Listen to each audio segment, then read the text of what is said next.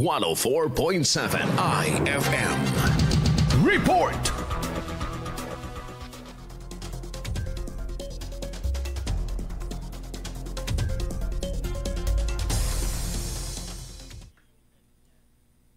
Nagsimula ng mamahagi ng pamphlet sa mga negosyante sa Bayambang ang lokal na pamahalaan bilang abiso sa pag-iimplementa ng Oplan Business Permit SITA. Ang Business Permit SITA ay mula sa pangunguna ng Business Processing and Licensing Office at sa tulong ng MTI-CAO. Iniikot ng mga ito ang bayan upang maipamahagi ang mga pamphlets at muling paalalahanan ang mga negosyante na mag-apply sa munisipyo ng kanilang mga permit at mga iba pang kakailanganing dokumento para sa legal na pagninegosyo.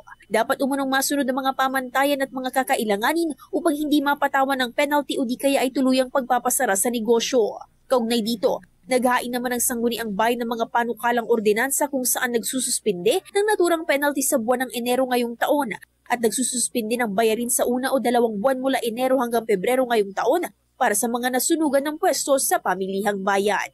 Kasama mula dito sa IFM Dagupan, ito si Idol Joanna De Vera, Tatak IFM. IFM News. IFM News. IFM News.